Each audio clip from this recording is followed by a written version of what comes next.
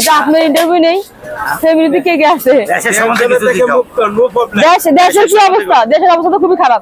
দেশের অবস্থা তো এখন মাননীয় সরকার বর্তমান কে? মাননীয় ইউনূস সাহেব আছে।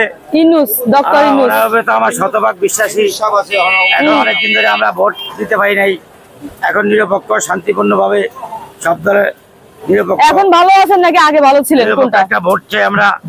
এখন তো মনে করেন আমরা ভোট না দিলে তো মনে করেন আমরা ভালো আছি, কিন্তু ভোটের দরকার। ভোটের দরকার। আমরা ভোট থেকে বঞ্চিত, অনেকদিন ধরে ভোট থেকে বঞ্চিত। আপনার কাছে কেমন লাগে? দেশটা এখন ভালো ছিল নাকি আগে ভালো ছিল? আনু ভালো আছে, এখন ভালো। ডক্টর ইউনূস আছে ভালো আছে নাকি? কথা বলা যায় এখন। আগে কথা বলতে পারেন না?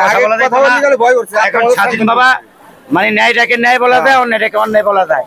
আমরা এই হিসাবে অনেক ভালো আছি।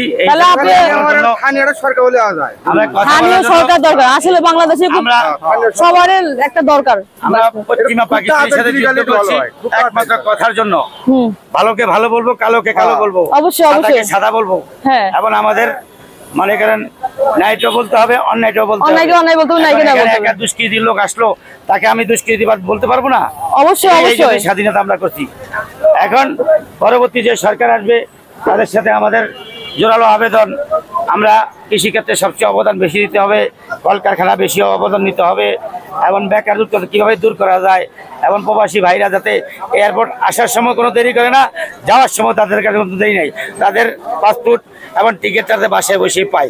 তাহলে আমরা বহির্বিশ্বে আরও আমরা শ্রমিক নিয়োগ করতে পারবো, এবং তারাও অনেক ভালো থাকবো। এবং প্রবাসী মন্ত্রণালয় তাদের খোঁজখবরে ওই দেশে যাই নিব, না নেওয়ার পরে মনে করেন আমাদের রিমোট কোনোদিন বাড়বে না। ঠিক আছে, আমাদের এই রিমোট দিয়ে আমরা বৈদেশিক মুদ্রা অর্জন করতে হবে, বৈদেশিক বিভিন্ন দেশের থেকে আমরা বিভিন্ন মালামাল আনতে হবে। মনে করেন আন্তর্জাতিকভাবে আমাদের সাথে মনে করেন যাদের চুক্তি আছে তাদের সাথে সমন্বয় করতে হবে। মনে করেন দেশটাকে আমরা আবার সেই খাল কাটার মধ্যে যেতে হবে। বর্ষার সিজনে পানি আটকেয়া এবং কৃষি অবদান আমাদের সবচেয়ে বেশি দিতেই হবে।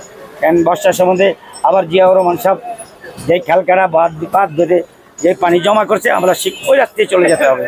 কেন আমাদের অভাব বলতে কিছুতেই না, আমাদের খেটে খাওয়ার অনেক লোক আছে এবং বুদ্ধিজীবীও আছে, তাদের মতামত দিতে হবে এবং ভালো মন্দ মনে করেন মিলেই আমাদের চেষ্টা গড়ে নিতে হবে, ভালোর দিকে বেশি চেষ্টা করতে হবে। এবং আগামীতে তরুণ নেতৃত্ব চাই আমরা, তরুণরা মনে করেন সবচেয়ে বেশি অবদান, এবং ছাত্র জনতা সবচেয়ে অবদান। যারা আহত হয়েছে, যারা নিহত হয়েছে তাদের যেমন ক্ষতিপূরণ ন্যায্যভাবে হয়, তাদের ক্ষতিপূরণ যাতে ন্যায্যভাবে। যাই হোক, আপনাকে অসংখ্য ধন্যবাদ, আপনার কথাগুলো খুব ভালো লাগলো। দেখতে পাচ্ছেন বন্ধুরা, উনি যে কথাগুলো বলছে প্রত্যেকটা কথা গুরুত্বপূর্ণ কথা বলছে। আর ওনার কথাগুলো আপনারা একমত কিনা সেটা অবশ্যই কমেন্টে জানাবেন। আর ভিডিওটা এই বন্ধু শেষ করলাম, সবাই ভালো থাকবেন। আসসালামু আলাইকুম।